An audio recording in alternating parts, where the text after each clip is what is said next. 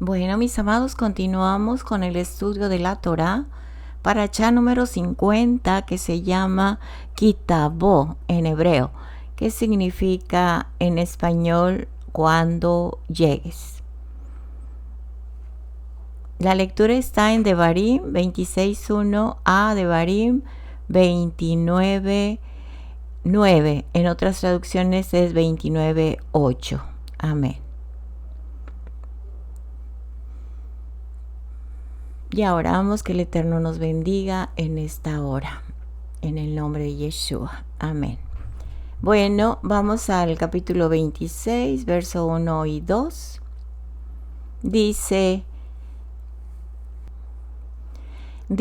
y sucederá que cuando llegues a la tierra que Hashem tu Dios te da por herencia, tomes posesión de ella y habites en ella, tomarás lo primero de todos los frutos del suelo que recojas de la tierra que Hashem tu Dios te da, y las pondrás en una canasta, e irás al lugar que Hashem tu Dios escoja para establecer su nombre. Esta ofrenda también está mencionada en Shemot, Éxodo 23:19a y 34:25a, que dice: traerás lo primero. En hebreo primero es reshit. Traerás lo primero de las primicias. Primicias en hebreo es bikurim, de tu tierra a la casa de Hashem tu Dios. Bueno, pues la palabra hebrea que ha sido traducida como primicias es reshit y aparece en todos los tres textos. La palabra bikurim, que son primicias, no aparece en el texto de Devarim. Aparece solamente reshit, o sea, lo primero. Aún así, esta ofrenda es llamada bikurim, ¿sí? En la Mishnah dice que la ofrenda de bikurim solo se da del fruto de la tierra de Israel, y específicamente de las 7 especies mencionadas en Devarim 8:8. La miel no se refiere a la miel de abeja, sino a la miel de los dátiles. En algunas traducciones dice leche y miel, pero se refiere a leche de cabras, la mejor leche, y la miel de dátiles. Así que no se entrega una ofrenda de bikurim, de primicias de otras especies. El propósito de entregar los primeros frutos, que son los que más se aprecian, porque es lógico, al tener una cosecha que se ha esperado, se ha trabajado, quien quiere disfrutarla es el que trabajó.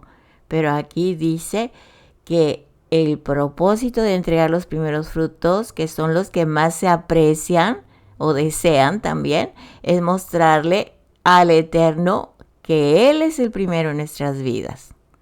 Amén. Entonces, cuando los primeros frutos empezaron a brotar, el pueblo de Israel lo marcaba con un cordoncito, un hilo, para separarlos para la canasta y llevarlo de ofrenda. Así que cuando habían madurado, pues fueron llevados al santuario entre las fiestas de Shavuot y Sukkot. La fiesta, la cuarta fiesta de la primavera y la última fiesta del otoño. En el tiempo del templo, iban las familias enteras junto con otras personas de la misma ciudad. Todos iban caminando con sus canastas cargadas, felices, porque se abstuvieron de comerlas y porque así lo pide el Eterno, para que lo hagamos todas las ofrendas con todo nuestro corazón, dándole el primer lugar a Él. Así es que llegaba la gente, venía por los caminos con esas canastas rebosando de bendición, con las 7 especias, detrás de un toro cuyos cuernos fueron cubiertos de oro, dicen los estudiosos, y con una guirnalda de ramas de olivo alrededor del cuello. Este toro fue o era sacrificado como ofrenda de paz. Al acercarse a Jerusalén, la gente salía a recibirlos con gritos de alegría y con toque de flautas. Los levitas cantaban el Salmo 30. El Salmo 30 es una referencia de la resurrección del Mesías, la cual es simbolizada en las primicias, Bikurim. Aleluya. Así es que ya entendimos que Yeshua fue el que presentó las primicias a través de la resurrección. Y ahí viene la promesa para su pueblo, que resucitaremos en su tiempo juntamente con él, como él resucitó. Al llegar al monte del templo, colocaban las canastas sobre los hombros para entrar en el atrio. En el patio, había patio para las mujeres, también un área para los hombres. Ahí es donde llegaban y ahí estaban los sacerdotes o los Kohanim. Colocaban luego su mano debajo de cada canasta y juntos la mecían. La ofrenda tenufá, hacia arriba, hacia abajo, hacia los lados, en todas las direcciones, para mostrar así que esto es una pertenencia del Eterno. Agradecidos porque el Eterno es el que nos sostiene. Por eso debemos darle lo mejor. Después las canastas fueron colocadas al lado del altar y se recitaba el texto de Devarim 26:3 y 5:10. Y las ofrendas que había en las canastas eran las que se comían los Kohanim después de haberlas ofrendado al Eterno. Entonces se lleva al lugar escogido por Hashem, esta ofrenda de primicias, se lleva en una canasta, se hace una declaración verbal, aquí el Cohen, el sacerdote, se entrega un sacrificio como el toro que acabamos de mencionar, una ofrenda de paz, se canta, se hace la ceremonia de tenufá, que es el mecimiento, y ya después se regresan a sus lugares de origen. Aleluya. Así es, amén. Bueno, en el verso 3 dice, y te presentarás al sacerdote, al Cohen, que esté en función en esos días, y dirás, declaro hoy a Hashem, mi Dios, que he entrado en la tierra que Hashem juró a nuestros padres que nos daría. Ese texto nos enseña la importancia de la identificación nacional e histórica con el pueblo de Israel. Y todas las personas que hacían esta declaración en el templo no habían entrado físicamente en la tierra, pero pertenecían a un pueblo que una vez en la historia pasó a la tierra. Y cada judío tendrá que identificarse con ese hecho como si él mismo lo hubiera vivido cuando estemos en casa. El Eterno nos llevará a este lugar, a Jerusalén, dice, de todas partes del mundo, y ahí nos traerá. Y ahorita que estamos en la dispersión, sí, nosotros vemos este hecho como si nosotros ahí hubiéramos estado o lo hubiéramos vivido cuando el Eterno entregó las tierras al pueblo de Israel, a las 12 tribus, porque son nuestros padres, nuestros patriarcas, ¿sí? Nuestros hermanos mayores, y nosotros somos pueblo de Israel. Bendito es Adonai. En el verso 5 dice, y responderás y dirás delante de Hashem tu Dios, mi padre fue un arameo errante y descendió a Egipto, y ahí residió, siendo pocos en números, pero ahí llegó a ser una gran nación, fuerte y numerosa. Aram fue el quinto hijo de Shem, Aram, en Génesis 10:22.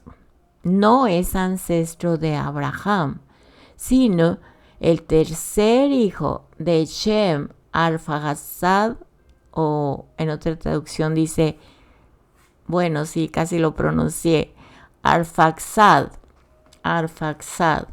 Fue ancestro de Abraham. ¿Cómo es que aquí está escrito que el padre de los israelitas fue un arameo? Bueno, Labán fue llamado arameo. Génesis 25, 19 y 20. Y Génesis 28, verso 5. Y él tampoco fue descendiente de Aram. Parece ser que porque vivían en Padán Aram, fueron llamados arameos. El padre de Labán fue Betuel y Yitzhak eran primos. Betuel y Yitzhak. Entonces la hija de Betuel, el primo de Isaac, fue Ribca. Así que, lo voy a decir en español para más rapidito. Así que Isaac se casó con la hija de su primo. El hermano de Rebeca fue Labán. A él le llamaban el arameo. No porque era descendiente de Aram, lo acabamos de ver, sino porque vivían en Padán Aram. Por eso está entre comillas, el arameo. Pero no venía, repito, de aquel Aram que está mencionado en Bereshit capítulo 10. Uno de los hermanos de Betuel, Kemuel, es llamado el padre de Aram. Aquel otro Aram era, por tanto, primo de Labán. Jacob y aquel otro Aram fueron primos segundos. Es probable que los descendientes de Aram de Bereshit capítulo 10 hayan poblado la tierra llamada Padán Aram. Este Aram, que mayormente es mencionado en las Escrituras, es la tierra que en el día de hoy se llama Siria, el país de Siria. Padán Aram está más al norte, cruzando el río en Mesopotamia. Entonces es probable que Labán fuese llamado arameo por el hecho de hablar en arameo y habitar en esa área. Aunque no era descendiente de Aram, hijo de Shem, de acuerdo a Bereshit 31, verso 47. Labán hablaba solamente el idioma arameo.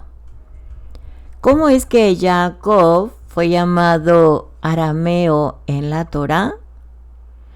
Abraham fue llamado hebreo, no arameo. ¿Cómo vamos a entender entonces esta parte?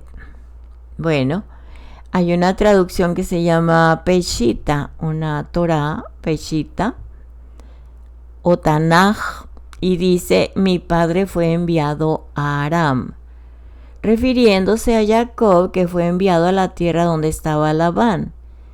Otra traducción dice, un arameo intentó destruir a mi padre.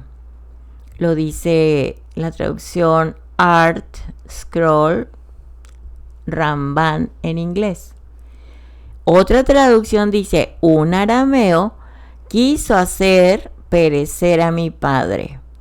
Esto lo dice en el Humash Ha-Merkaz, otra traducción.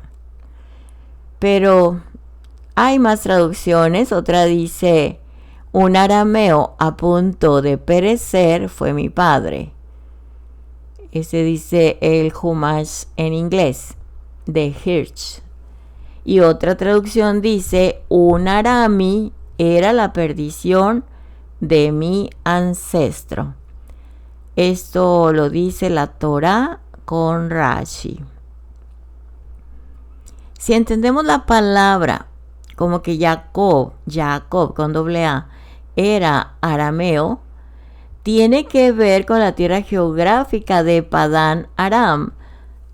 Repito, si entendemos la palabra como que Jacob era arameo, es que tiene que ver con la pequeña tierra o la tierra de Padán Aram, donde pasó 20 años de su vida. Cuando tenía entre 77 años y 97 años de edad. Sí, estamos hablando de Jacob. Y es posible que por haber morado allí tanto tiempo, Jacob fue llamado arameo, al igual que Labán, que habitaba en esa tierra, sin ser descendiente de Aram, hijo de Shem. Bueno, de acuerdo a la Torá con Rashi, otra traducción, la palabra arameo no se refiere a Jacob, sino se refiere a Labán, que quiso destruir a Jacob, como lo vimos en estas traducciones que acabo de mencionar. ¿Nos quedó claro? Espero que sí. Amén. No era arameo, pero sí vivió en Padán o Padán Aram. Hay dos traducciones, Padán Aram o Padán Aram. En el verso 6 al 9 dice varias maneras de conjugar el verbo. Nos está diciendo en estos 3 versos estos pronombres. 2 veces dice nos, también dice nosotros y también dice nuestra. Esa persona no había vivido todo eso, sino que se identifica con el cuerpo nacional de Israel, o sea, el pueblo de Israel. Cada israelita en la celebración de Pesaj tiene que pensar que él mismo salió de Egipto. Por eso cuando estudiamos Torah, el Eterno nos sacó de Egipto, porque somos su pueblo, nos identificamos como si lo hubiéramos vivido junto con ellos, porque somos su pueblo, son nuestros ancestros, nuestros antepasados, de acuerdo a la Torah. Entonces vemos la importancia del pensamiento colectivo en el pueblo, porque no somos individualistas, sino que somos parte de un colectivo, de un pueblo. Verso 11. Y te alegrarás tú y también el levita, y el forastero que está en medio de ti, por todo el bien que Hashem, tu Dios, te ha dado a ti y a tu casa. Según la Mishnah, solo se recita la declaración anterior durante el tiempo desde Shavuot hasta Sukkot, puesto que es el momento de mayor alegría durante el año.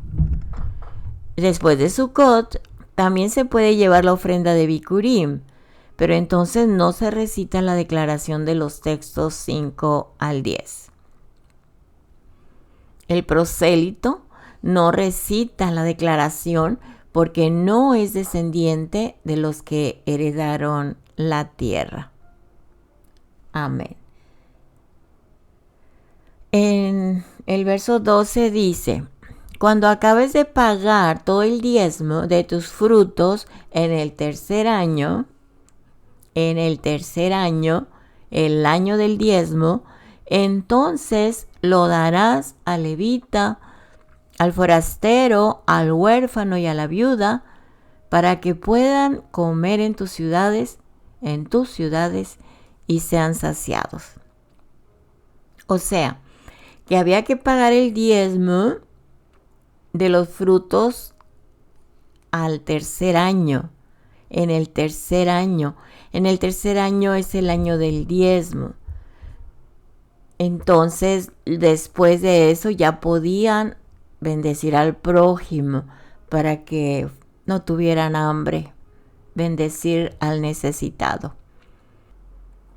Así que el tercer año puede ser una referencia al tercero y sexto año de los 7 años del ciclo, también llamado ciclo septoanual, cuando se daba el segundo diezmo a los pobres. Esta es la interpretación más común. Muy bien, continuamos con el verso 13. Y dirás delante de Hashem tu Dios, he sacado de mi casa la porción consagrada y también la he dado al levita, al forastero, al huérfano y a la viuda, conforme a todos tus mandamientos que me has mandado. No he violado ni olvidado ninguno de tus mandamientos. La declaración de haber cumplido con los deberes del diezmo y otros mandamientos ayuda al pueblo del Eterno a ser solícito en todo. Como sabe que tiene que declarar cada tercer año delante del Eterno que ha sido fiel, le ayuda a no ser negligente para no tener que mentir delante del Eterno. Esta práctica cada tercer año es una preparación para poder estar delante del trono en el día del juicio final, cuando el Eterno va a recompensar a cada uno conforme a sus obras. Cuando uno sabe que un día tiene que presentarse delante del Eterno y dar cuenta de todo lo que ha hecho, piensa 2 veces antes de hacer las cosas. La pregunta es, ¿estás consciente de que vas a estar delante del trono donde se van a sacar todas las cosas a la luz? Sabemos que no hay templo y esto es para el pueblo de Israel en cuanto a la cosecha, llevar las primicias. ¿Para quiénes eran? Para los levitas, para los servidores del Eterno, para los que guardaban el templo. En la actualidad, la gente se fue de dar todo en la religiosidad, pactos, promesas, diezmos, ofrendas, rifas, donaciones, todo lo que se hacía. Ahora que se conoce la palabra, la Torah, han cerrado sus manos. Han cerrado sus puños porque dicen ya no sé del diezmo porque no somos un pueblo agrícola. Pero no es así. Nosotros tenemos que bendecir a donde estamos recibiendo el estudio de Torah. Todos los ministerios necesitan que el pueblo sustente estos ministerios. Y son ofrendas que se dan porque todo requiere gastos, tiempo. No se puede trabajar en otra cosa, no se puede depender de nadie porque se está sirviendo al Eterno. Es un compromiso, es un llamado del Eterno. Entonces la gente ha dicho, no, pues ya no damos nada, solamente recibimos. Pues eso sí que es un punto muy peligroso porque dice la Escritura que el obrero es digno de su salario. Y tristemente el pueblo por lo general no responde. Entonces no es fácil estar estudiando y compartiendo y no dedicarse a otra cosa más que a esto. Se hace con todo el gozo porque es un llamado del Eterno. Pero realmente el que sostiene muchos ministerios es Él por su misericordia. Pero esto no nos hace exentos de dejar que Dios haga todas las cosas. Aquí hay una ordenanza de bendecir, ¿sí?, a los que están sirviendo en la enseñanza de Torah, a los que están estudiando. Se tiene que apoyar, mis amados, porque esto es recíproco. Se da, pero también se debe recibir porque es un aliento para los servidores que la palabra llegue al pueblo del Eterno a tiempo. Y la otra es que no debemos olvidar a la viuda, al huérfano, al necesitado. Estas son ordenanzas del Eterno. Porque de lo contrario la gente endurece su corazón. Y se justifica que porque antes lo engañaron quitándole todo y ahora no hay que dar nada. No, eso es algo muy fácil de entender. Ya el que lo quiere aplicar como piensa, pues es su problema. Pero estemos conscientes, como dices esta última pregunta, que un día vamos a estar delante del trono donde se van a sacar a la luz todas las cosas, ¿sí? Porque todo lo que tenemos no es nuestro, no es de nuestro trabajo. El Eterno nos da el trabajo, pero se trabaja en reciprocidad, ¿verdad? Tanto el que da debe recibir en cuanto a la palabra, para que su obra siga adelante y para que todos los servidores trabajemos con gozo y alegría, porque a veces son tantas cosas que si no fuera por la misericordia del Eterno, no estuviéramos aquí sirviendo al pueblo del Eterno. Gracias a Adonai por su misericordia. Y también habla, aparte de las ofrendas y los diezmos o las donaciones para los ministerios, también habla de las 3 fiestas solemnes, que nadie se presente con las manos vacías delante de él, que es en Pesaj, que es en Shavuot y es en Sukkot. No cerremos el corazón ni el puño. Recordemos a la viuda que dio 2 monedas, que era todo lo que tenía para su sustento. Y recordemos esta ordenanza de que no podían comer los frutos hasta que primero llevaran el fruto al templo, la ofrenda. ¿Sí? Y imagínese tener ahí el trabajo. Sabemos que de Dios vienen las bendiciones porque Él nos da la vida y el trabajo, pero no poder comer sin antes haberle presentado al Eterno lo que es de Él, ¿sí? Entonces ahí vemos que realmente estamos agradecidos con Él, que es el proveedor de nosotros en todas las cosas y más allá de lo material, más allá de lo que nos podemos imaginar, en lo espiritual, en lo moral, en lo familiar, en las promesas de Él, en las bondades de Él, que todo lo que viene es de Él y para Él. Así que somos probados a ver si le damos lo primero a Él, si lo amamos más a Él que a nosotros, negándonos a nosotros mismos. Muy bien, mis amados, pues continuamos con el verso 15. Mira desde tu morada santa, desde el cielo, y bendice a tu pueblo Israel y a la tierra que nos has dado, una tierra que emana leche y miel, como juraste a nuestros padres. Después de haber entregado todo el diezmo, se pide una bendición sobre el pueblo de Israel y no sobre uno mismo. ¿Por qué? Porque el egoísmo se mete tan sutil en el corazón de las personas que todo quieren para él, para ellos mismos. Y este mandamiento nos enseña a no ser egoístas ni de corazón duro, sino que nos presentemos ante Él con alegría y con gozo y podamos decir: yo he cumplido y por eso pido que bendigas a todo el pueblo del cual soy una parte. ¿Sí? Experimentar que la prosperidad personal no es lo que nos da el gozo y la alegría, porque entendemos que nada es nuestro, ni aún la vida, ni el aliento, ni el respirar, ni el trabajar, ni los talentos, ni los dones, ni la provisión para poderlo hacer.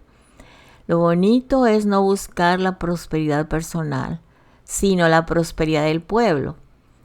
Estamos orando en estos 40 días de arrepentimiento a nivel de todo el pueblo, para que no haya pecado dentro del pueblo del Eterno, porque entonces el Eterno no se presenta donde hay corrupción y donde hay pecado.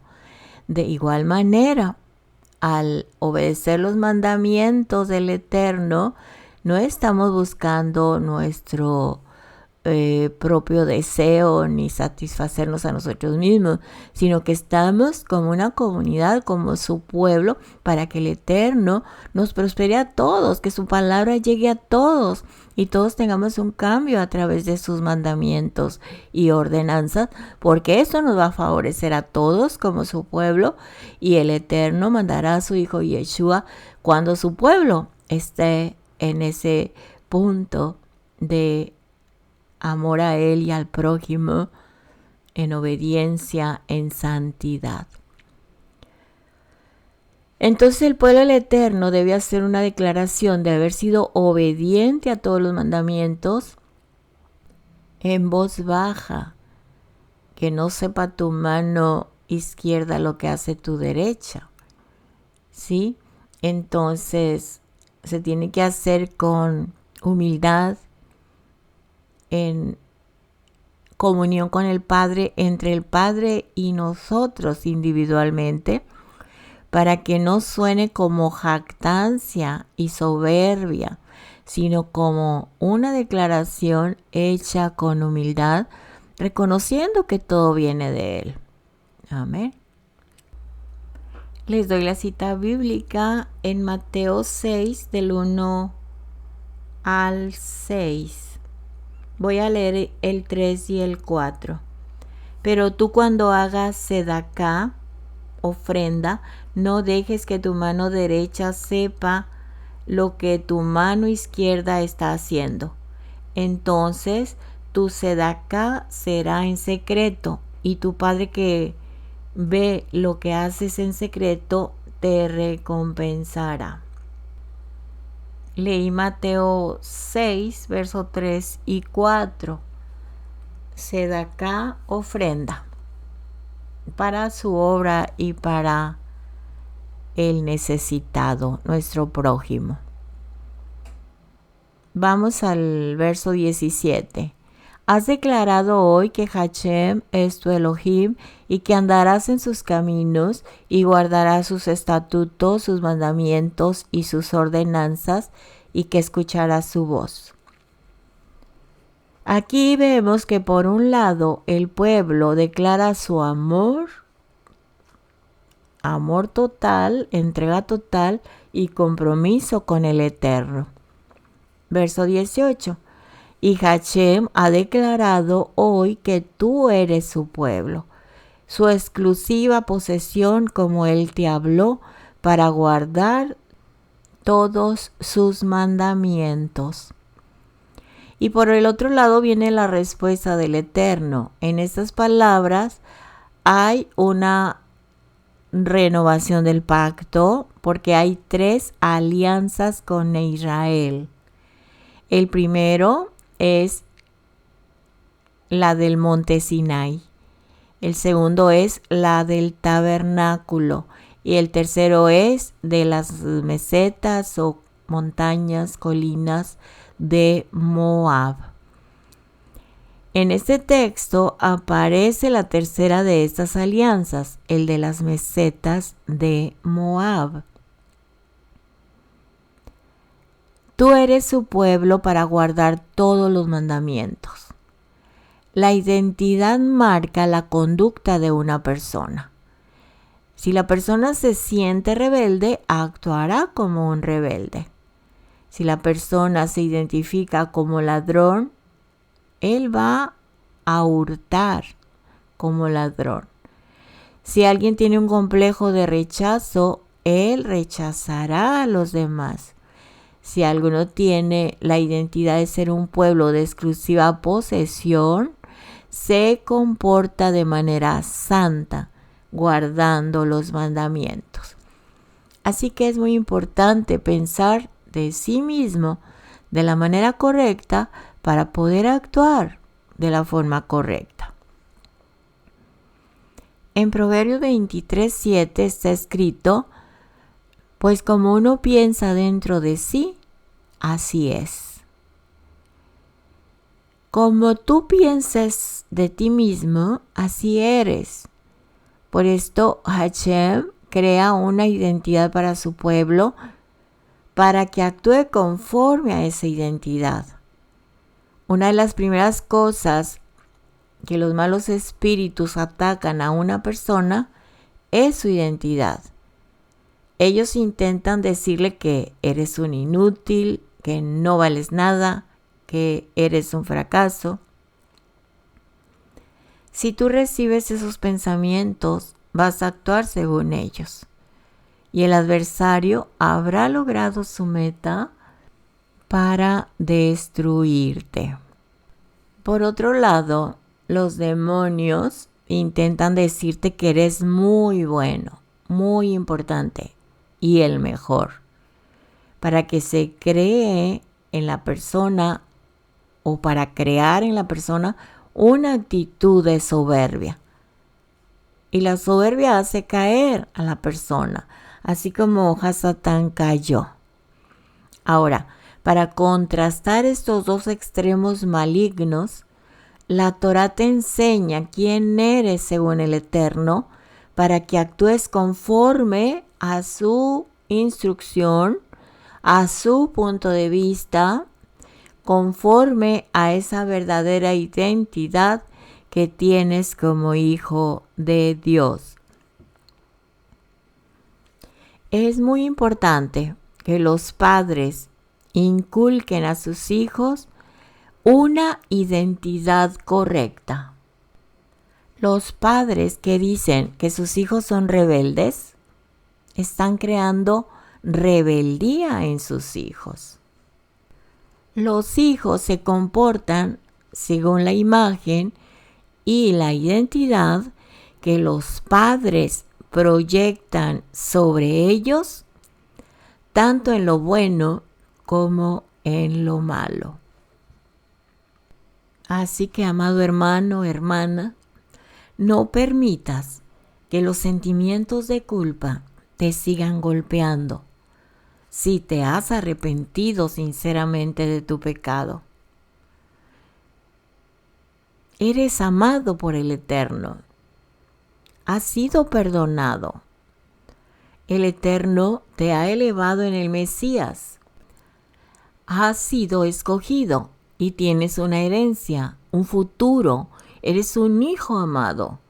Eres un rey y un sacerdote.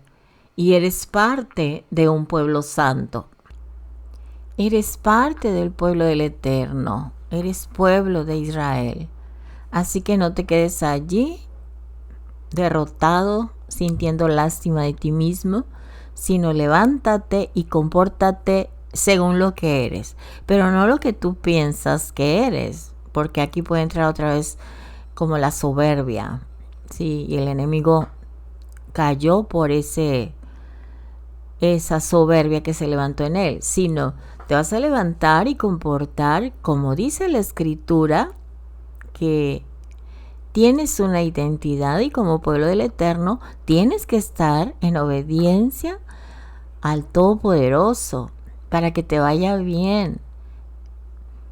Ahorita hablando de las ofrendas y de los diezmos, este es un mandamiento, el dar, porque de esta manera vas a recibir. Entonces obedecer los mandamientos es para que recibas bendición y te mantengas en esa humildad, pero a la vez en ese privilegio de ser hijo del Todopoderoso, con todos los beneficios. No olvidando la obediencia, la humildad y dándole al Eterno todo lo mejor y a tu prójimo. No cerrando tu corazón, endureciéndolo, no. Porque yo he visto mucha gente religiosa que ahora se siente que ya está en el cielo y puede juzgar, puede decir que Dios está de acuerdo con la persona. Viven en un engaño porque no están en lo correcto. Así que seamos muy sabios en cuanto a lo que es puro y santo al Todopoderoso. Bueno, vamos al capítulo 29:9. Ya vimos en el capítulo 28 en la lectura las bendiciones y las maldiciones. Así que tomemos mucho en cuenta esto Si no los has meditado, te recomiendo que los medites para que seas muy bendecido y para que al estar en obediencia ninguno de los castigos o plagas vengan a la vida de cada uno que dice ser hijo del Eterno y está en desobediencia. Vayamos al capítulo 29, que en algunas versiones es el verso 9 y en otras 8. 29:9 o 29:8. Guarden pues las palabras de este pacto y póngalas en práctica para que prosperen en todo lo que hagan. Repito, aquí está la victoria de nuestra identidad. Guarda pues las palabras de este pacto y ponlas en práctica para que prosperes en todo lo que hagas. Así que mucha gente ora por prosperidad, pero la prosperidad depende de la obediencia al pacto. Y estas palabras son repetidas en Josué 1:8, que todos sabemos. Este libro de la Torá no se apartará de tu boca, sino que meditarás en él día y noche, para que cuides de hacer todo lo que está escrito, porque entonces harás prosperar tu camino y tendrás éxito. Aquí está escrito para nosotros tener prosperidad y éxito, y debemos hacerlo con alegría. Así es, amén. Vamos a ver a nuestro Mesías, Yeshua, en esta porción. Aparte de los textos mencionados del capítulo 26:2 y el capítulo 28:30, encontramos en esta parashá una alusión al Mesías en el capítulo 29, versos 4 al 6. Pues hasta el día de hoy, Hashem no nos ha dado corazón para entender, ni ojos para ver, ni oídos para oír. Yo los he conducido durante 40 años en el desierto. No se han gastado los vestidos sobre ustedes, no se ha gastado la sandalia de su pie, no han comido pan, ni han bebido vino ni sidra, para que sepan que yo soy Hashem vuestro Dios. En el pacto del Sinai no había suficiente poder para transformar al hombre en su interior. Esto es simbolizado por la falta de pan y vino en el desierto. Este texto habla de que el Eterno un día dará al pueblo de Israel corazón para entender, ojos para ver y oídos para oír. Ese día será cuando entren en el pacto en Yeshua. El orden de las celebraciones del Shabbat y las demás fiestas, que son fiestas del Eterno, empiezan con el vino y luego el pan. Pero aquí se habla primero el pan y luego el vino.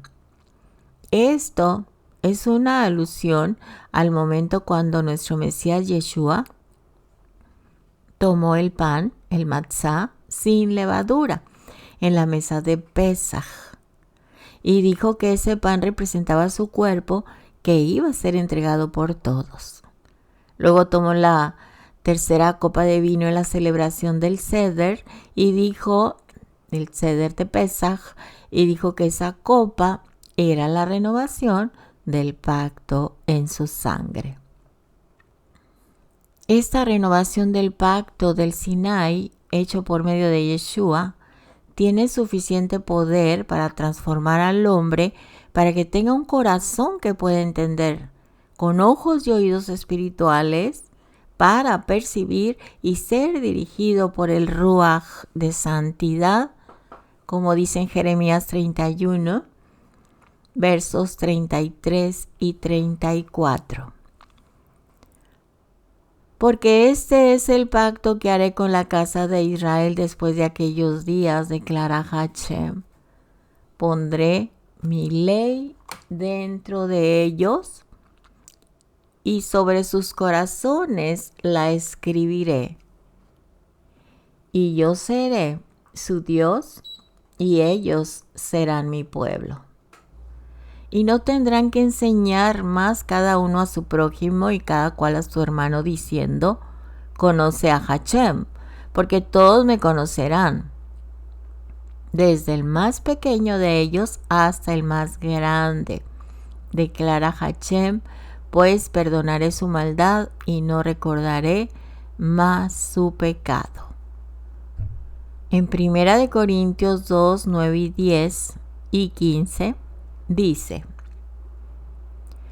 sino como está escrito, cosas que ojo no vio, ni oído oyó, ni han entrado al corazón del hombre, son las cosas que Dios ha preparado para los que le aman.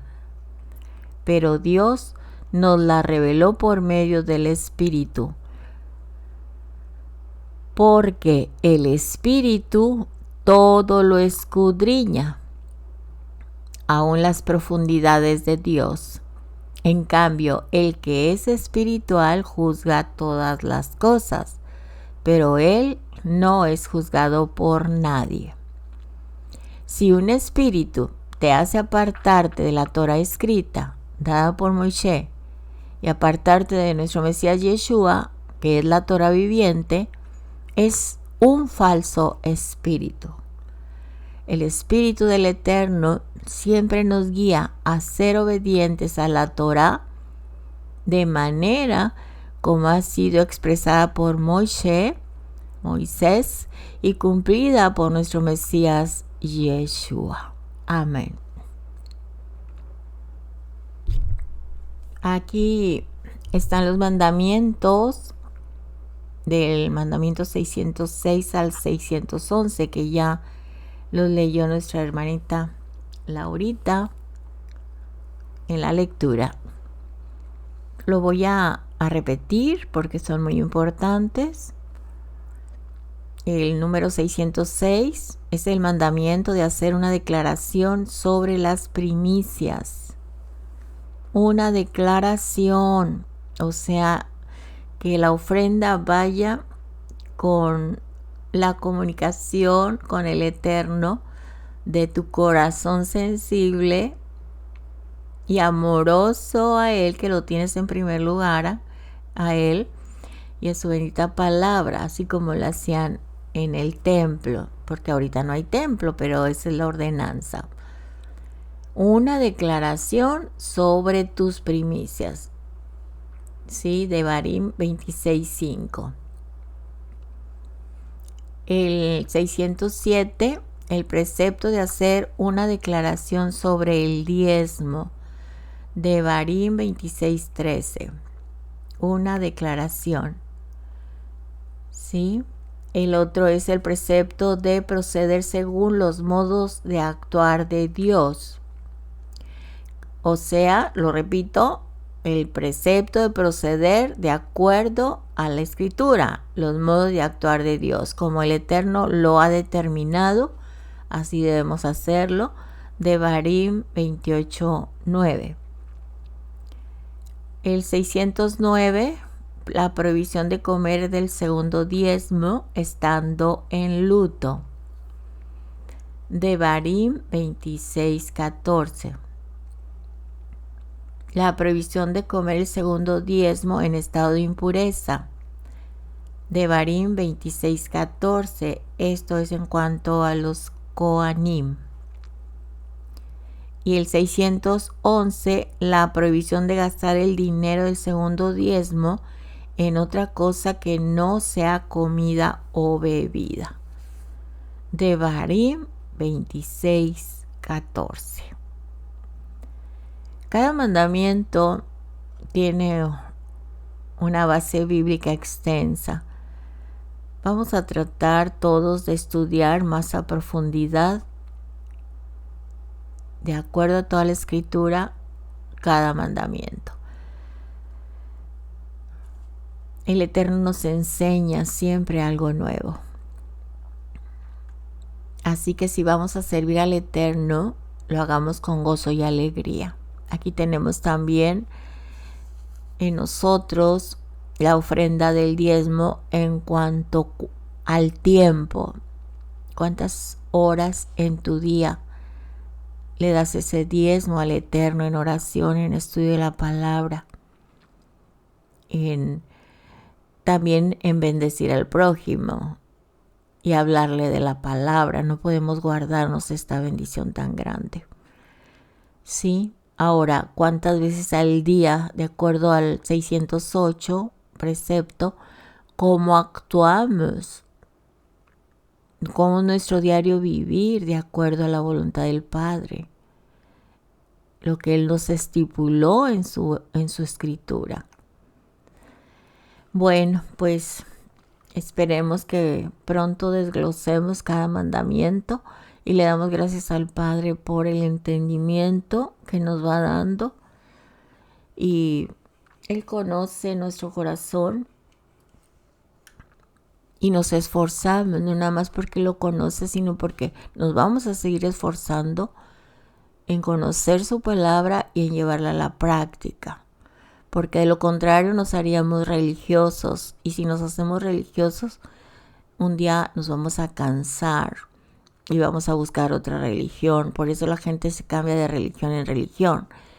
Nosotros no somos religiosos, pero tenemos que tener esa comunión con el Eterno y esa obediencia y ese gozo de darle lo primero en todo, porque de esa manera nos mantenemos bajo su cobertura y sus promesas cobran vida en nosotros.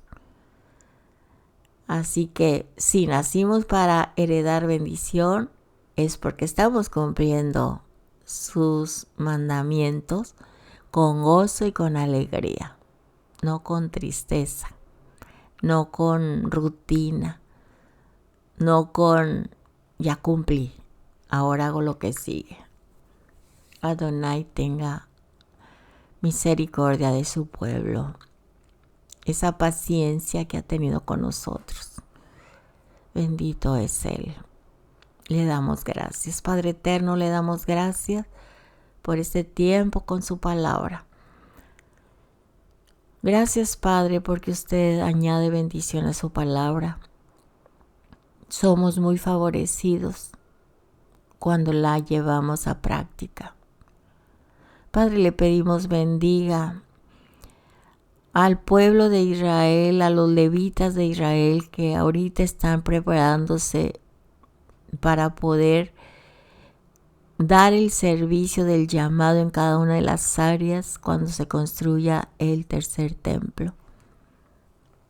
Gracias, Padre, porque usted ha permitido todo esto de mantener la línea de la tribu de Leví, la línea de los levitas, de los Coanim, de la línea de Aarón hasta el día de hoy. Muchas gracias, Padre, porque nadie podemos usurpar su lugar, porque eso sería muy penado por usted. Gracias, Padre, por sostenernos a todos sus servidores en todos los lugares del mundo. Que su palabra, que es pan de vida, llegue de una manera, Padre, como usted nos alimenta personalmente para que crezcamos en conocimiento, en sabiduría y en testimonio, en frutos que manifiestan que usted es glorificado en cada uno de nosotros.